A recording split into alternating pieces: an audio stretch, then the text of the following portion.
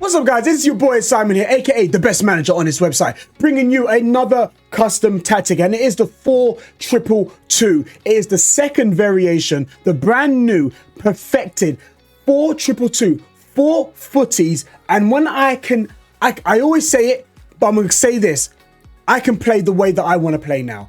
I can finally play football.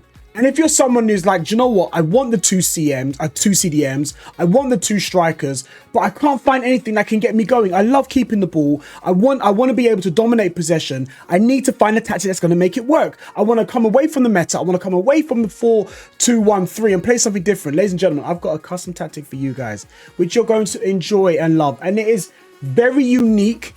It is very different. And I've catered it just for you. So if you are excited for the 4-2-2-2, please, if it's the first time you're here, please subscribe so you can get more custom tactics right to your subscription box so you can get these dubs and rage quits. But I'm going to show you, before we get to custom tactics, just watch how this tactic cooks. Now, I'm in FUT Champions at the moment. I know I do a lot of Div Rivals gameplay for you guys, but I thought, let me show you. I'm back in Champs now. And the reason why I've gone with this video is because this is the very early stages of me using this custom tactic. Now, a lot of people use my tactics for the first time, like, I don't like it. Oh, it's terrible.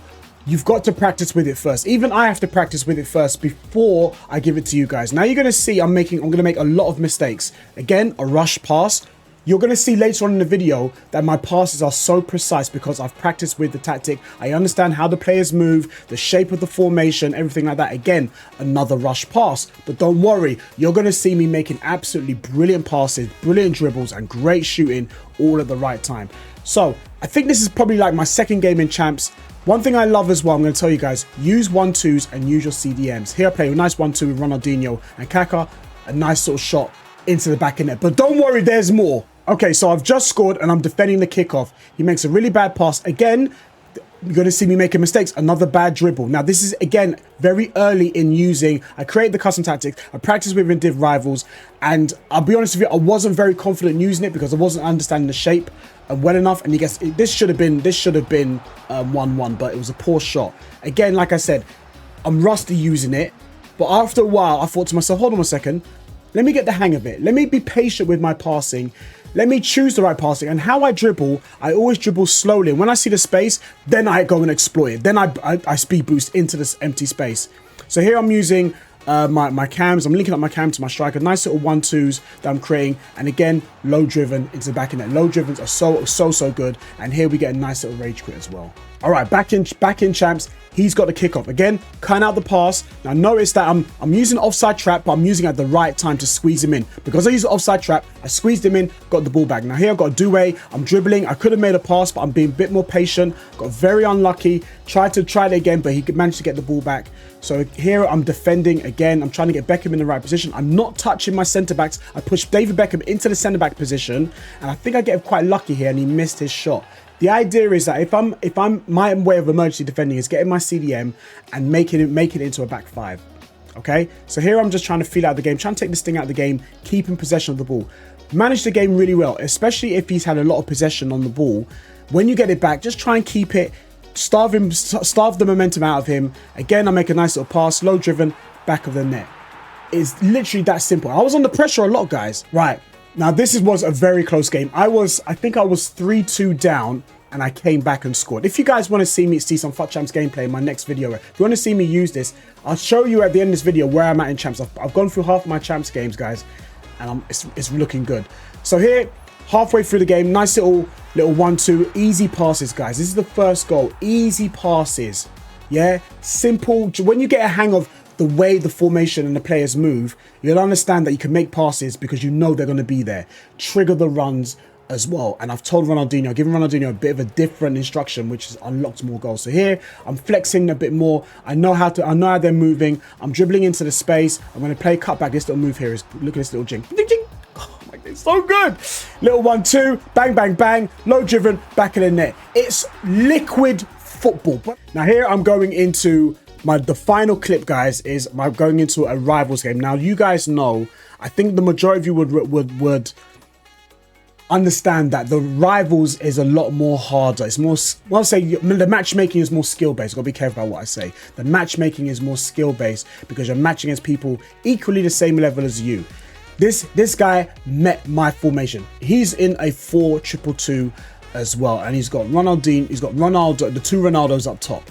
Now it is a little bit of kickoff, but here's an example of me just, again, choosing my passes properly, using my CDMs, using the weight. It is somewhat of a narrow formation, but the width is in with the fullbacks. So here I'm just being very patient. Again, he's defending very, very well. Got a little bit lucky, low driven, back in net. And I won this game, by the way, all right? I won it. Let's get into the tactics, and I'll break it down for you guys, all right? But the most important player in terms of the play styles they have is in the cam positions.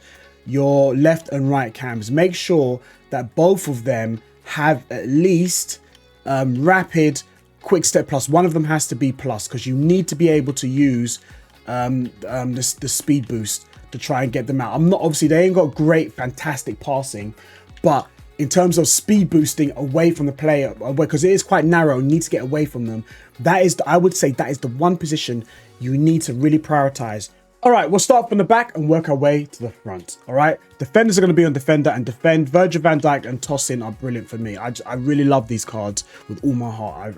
They're big, they're strong, they can't get past them. Fullbacks, I prefer big fullbacks, tall, big, can get up the other pitch. See, Roberto's okay. He's not my favorite. I'm gonna Evo Hernandez. If you know, you know. He's probably gonna go there. I'm not too sure what I'm gonna do with Roberto in this formation, but I've got my fullbacks on fullback and defend. Now I've done something very different with the CDMs. No, it's not on deep line playmaker and build up. I know a lot of people do that.